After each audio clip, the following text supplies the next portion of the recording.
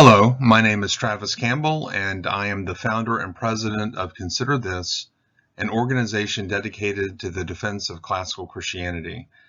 And this is part 2 of our series on the life of Jesus, where we're exploring the very important issue of whether Jesus even existed.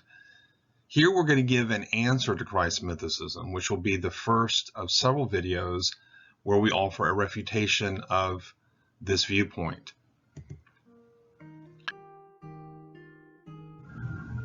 To repeat what we said last week, the importance of this issue is found in the fact that Christianity teaches that Jesus of Nazareth was and is the promised Messiah of Israel and the unique Son of the living and true God. Islam teaches that Jesus was the Messiah and so a true prophet of Allah. There are about 2.3 billion Christians in the world and about 1.8 billion Muslims. If mythicism is correct, then these two great religions are obviously false. Adherents of these faiths, along with those interested in exploring these traditions, naturally desire an answer to this question. Last week we also made a distinction between strong mythicism and weak mythicism. Strong mythicism is an historical hypothesis which says that the man we call Jesus of Nazareth never existed. Or at least, there is no good reason to think such a person ever existed. Here we're going to change a little bit our definition of weak mythicism from the one we gave last week. Last week we used the word may, here we will use the word was. Weak mythicism is an historical hypothesis which says that while there was a man living in the first half of first century Palestine who was named Jesus, a holy man of some sort at that time, the true picture of who he really was has become so overladen with folklore that we can never know who he truly was. Hence, any plausible historical reconstruction of the life of Jesus is simply not feasible. Or, if such is feasible, the truth of who Jesus was is a far cry from what is found in the New Testament. So the purpose of this video is to begin our refutation of strong mythicism. That is to say, whatever else one can reasonably say about Jesus, it is virtually certain that such a person existed.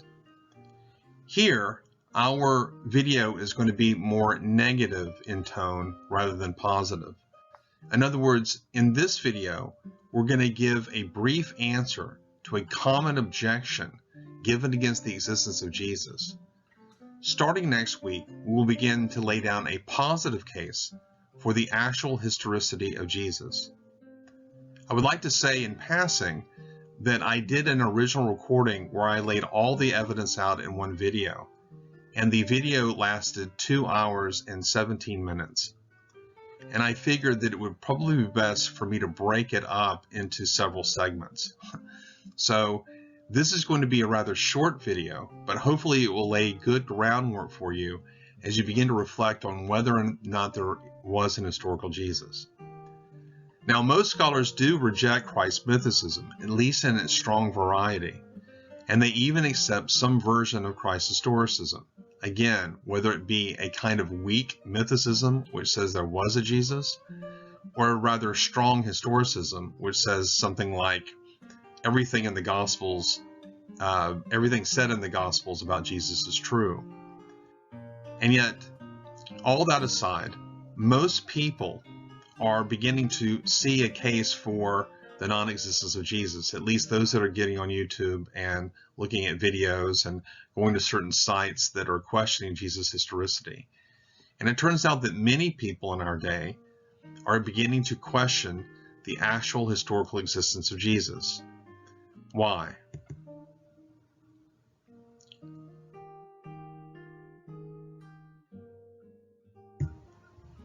So you remember our timeline. Our timeline consisted of the life of Christ, which culminates in his death on the cross, and then the writing of the Pauline epistles, the destruction of Jerusalem, and then the writing of the Gospels at the end of the first century.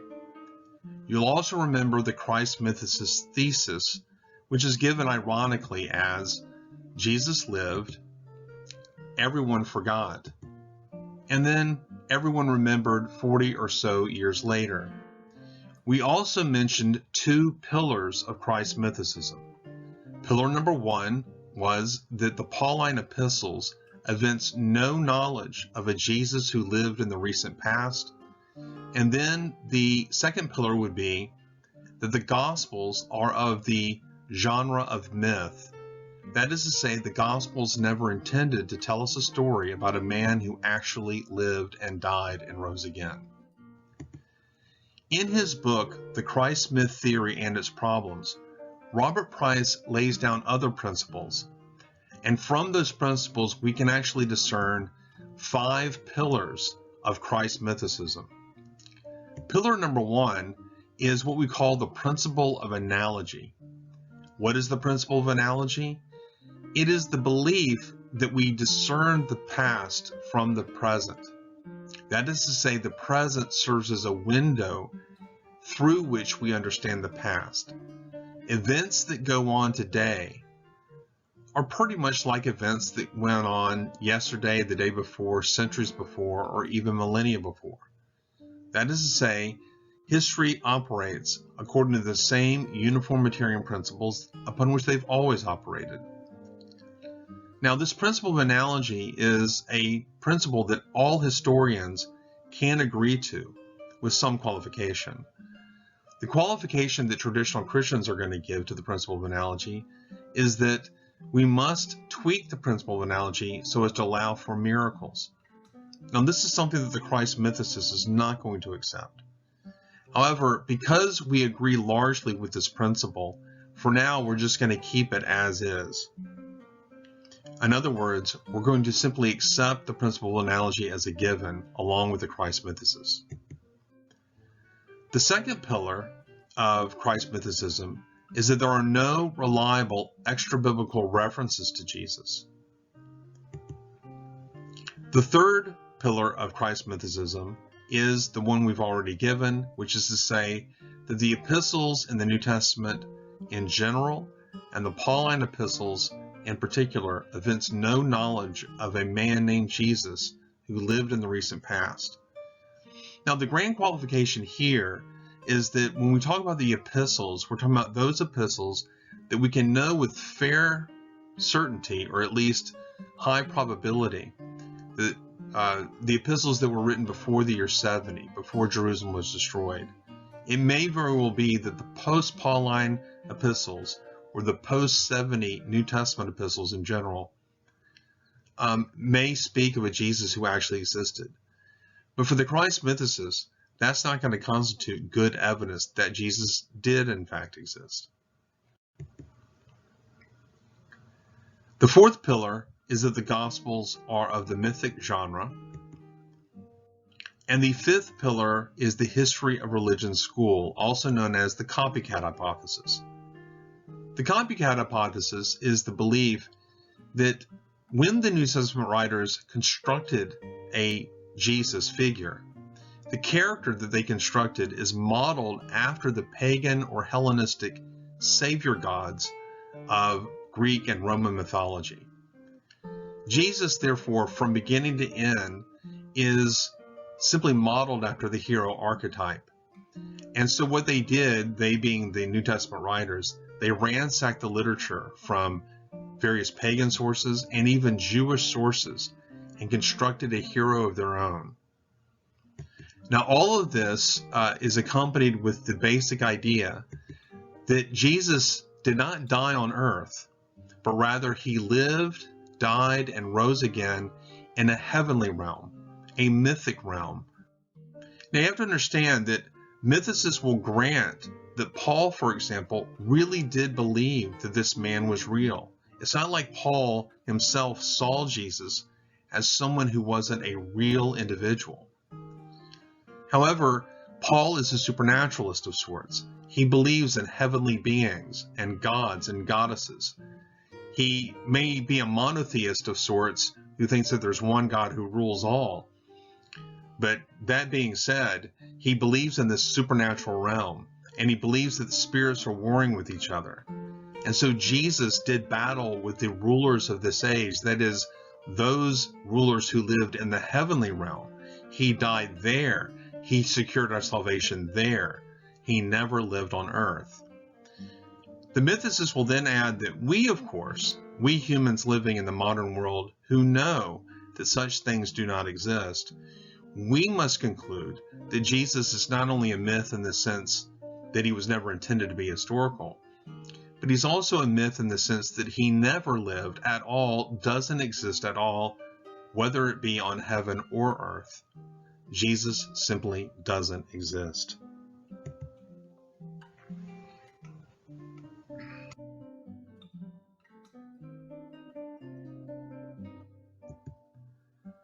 So we're led to the next question, and that is a question about sources. And really this is what this video is going to concentrate on. And the premise of the mythicists is as follows. Since there are no reliable statements about Jesus outside the New Testament, shouldn't we doubt the existence of Jesus? Now, of course, that's not so much a premise as it is a question, and it's a good question. If there are no reliable statements about Jesus outside the New Testament, it would seem that we should doubt Jesus' existence. In fact, we can actually state this premise through the words of our friends over at Myth Vision. Here's a conversation that took place between Derek Lambert and Neil Senlak, who is the Gnostic informant. Then you get to this final stage where you think, what if it's all myth? And then you're like, okay, so how much of this Jesus character do we know from history? I don't know if that's a final stage, but I get what you're saying along this road, because it's like, well, I'm saying when final stage as in how you get into mythicism. Or let me just speak for myself. I ended up saying, okay, what do we know about this guy? Has he written anything down? Does anybody around him? Does he have any parents or brothers or sisters that wrote anything down? Is there any stones, inscriptions? None. Zero. Everything's written about him a generation later. exactly. But then you start to wonder, does he even exist? And it's just it's a natural. Bro, there's nothing wrong with thinking that way at all. So notice the initial impetus behind a lot of people getting into Christ-Mythicism just is this fact that if there is anything outside the New Testament that speaks of Jesus, it's not very reliable itself. And so what do we really know about him? Are there any contemporaries walking around talking about a Jesus that actually existed? And so once you start down that path, you tend to think, well, maybe there just wasn't an historical Jesus. Maybe it's all a myth. We can actually turn the question that we started off with into an argument. So the argument that stands behind the question can run as follows. If there are no contemporary non-Christian references to Jesus, then we have good reason to doubt that Jesus ever existed. And there are no contemporary non-Christian references to Jesus, and so we have good reason to doubt Jesus' existence.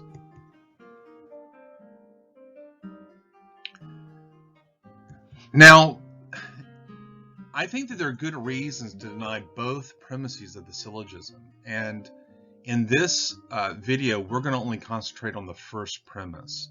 And concerning that premise, it needs to be pointed out that the paucity of our written sources from the first century precludes us from validly or even strongly inferring that there probably wasn't a Jesus from the idea that no contemporary non-Christian references to Jesus exist. And so this is what we want to concentrate on here. Is that a good inference? There are no contemporary references to Jesus that are outside the New Testament, or for that matter, there are just no contemporary references to Jesus at all. Either way, however you look at it, the lack of contemporary references from Christians or non-Christians indicates that Jesus probably didn't exist. And it turns out the mythicists themselves do not think this is a very strong consideration for the myth hypothesis. So, for example, in the very same conversation, you're going to see Derek Lambert and Neil Senlak, I'm mispronouncing his name, the Gnostic informant, they are going to indicate why exactly they no longer hold to this particular premise in favor of mythicism. That is a valid question. We're beyond did he rise? At this point, we're thinking, well, what could be history? What is myth? And some go to the full myth side, and you can't blame people. No, you can't blame people, for doing that. Especially when you look at how well documented this period was. You have Pliny the Elder traveling around Judea in the city of Caesarea, in the city of, he's all over. He's talking to the Essenes. You got Philip Philotheus. He's writing in the 40s and the 30s about the Son of God, about the Messiah, about the Logos, all the same concept. He's looking for the Messiah. Yeah. You got all these other, you got Seneca, you got all these first century writers, and they don't know who he is yet. So I'm not, that doesn't, so yeah, my untrained, non-scholarly mind, when I find out this information, my mind is, he can't exist, because they would have wrote his name down. That's what I first thought. Yeah. That is actually is legit first reaction to all of these historians not mentioning Jesus' name. But what I learned was, I'm starting to flip over to how I got out of the, it's not that I don't think myth is incredible anymore. I started listening to people who are really trained, who went to school for 8 years, 10 years, 12 years. On a specific. Yeah, who have PhDs in New Testament studies and criticals, all this stuff. And it's like, there's other people, this is what Bart Ehrman told me, it's not just other people from that time period who we know lived, Simon of Perea, for example, Judas the Galilean. Did the historians write about those guys? No. We didn't. We have to wait till later on for people to remember those names, get put in the Talmud and stuff like that. That's a good point. That is a good point. As the mythicist scholar Robert Price notes, the silence of the sources argument at most implies a Boltzmannian version of a historical Jesus whose relatively modest activity as an exorcist and faith healer would not have attracted much attention, any more than the secular media cover Peter Popoff today. It does not go all the way to imply there was no historical Jesus. So you'll notice that Derek Lambert and the Gnostic informant, they are getting out of mythicism.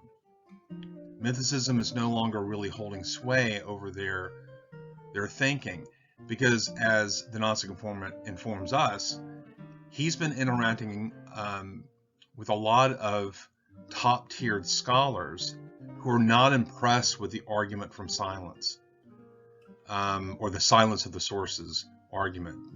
This is not a premise that most historians are very confident of, because if you say that Jesus did not exist because there are no contemporary references to Jesus, then you pretty much have to rule out the existence of everybody from the ancient world.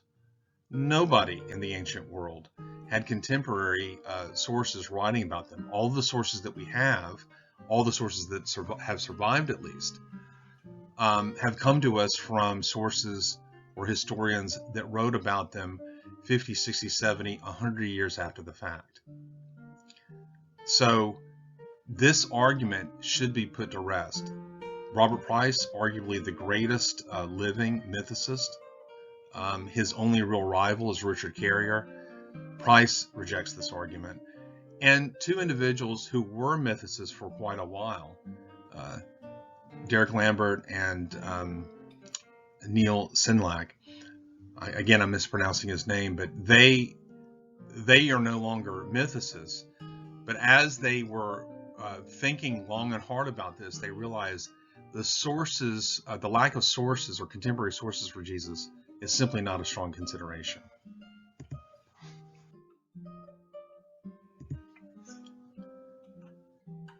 Now, concerning premise 2, to set up what we're going to talk about next time, if by contemporary references one means something like someone who met Jesus personally, wrote stories about him while he was still alive, then most scholars would agree that we have no such sources.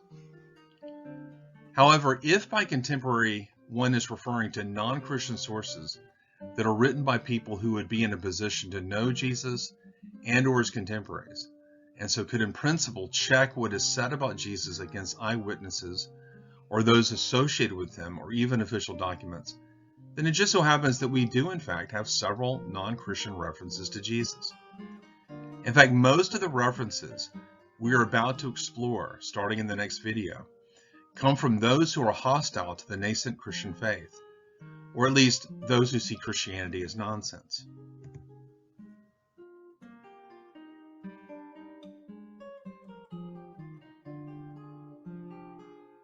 So what have we learned so far? First, a common argument against the existence of Jesus often heard from the average person on the street, which is to say that there are no reliable references to Jesus outside the New Testament, is rejected even by Christ-Mythicists themselves. Now, I need to elaborate on this a little bit because obviously Christ-Mythicists will not grant the idea that there are reliable references to Jesus outside the New Testament. Obvious because if they were to grant such witnesses, then that would undermine their position.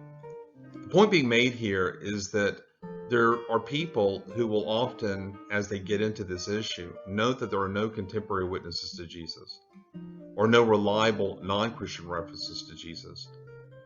And they will say, well, that is a good reason to think that Jesus may not have existed. Even mythicists will reject this inference from the lack of contemporary or non-Christian references to the non-existence of Jesus. The main reason they do so, as we have seen, is that if we were to grant such a line of inference, we would end up having to reject the existence of just about anybody from the ancient world, because most of the people that we know about from the ancient world, we know about from sources that were written 50 to 60 to 100 years after those people supposedly lived. And so most scholars, including most mythicists, are not going to just grant that line of inference. Now, to add to that, as we close out this video, it needs to be pointed out that Jesus, if Jesus did exist, was a relatively obscure peasant itinerant preacher from a forgotten region of the world.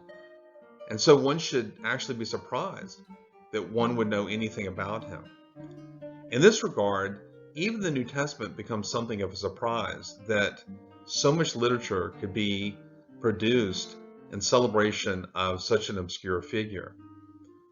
And even more so, it would be surprising if we found non-Christian references to this person because of his lack of importance on the political or military scene. A second point that needs to be made as we close out this video is that the argument from silence can actually be used as a double-edged sword, or to put it another way, it can be used against the mythicists. It's a double-edged sword because no one outside of Christianity questioned or disputed the existence of Jesus until around the 18th century. Think of it. No one even thought to consider the idea that this man never existed until we enter into the 1700s of the Common Era. Now, I'm citing a source that is actually a very good source. Full disclosure, and a little bit embarrassing, is the fact that I didn't even consult this page from Wikipedia until I was writing up this conclusion.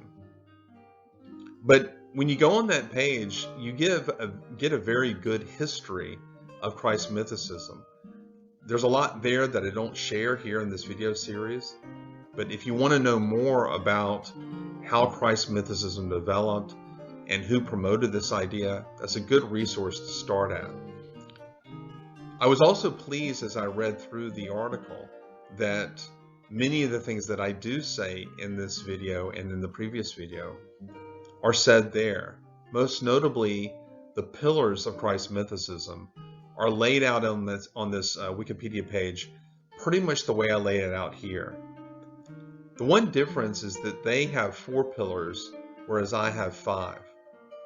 And the pillar that's missing on the Wikipedia page is the principle of analogy. I was surprised to see that because Robert Price makes so much of it in his work defending Christ-Mythicism.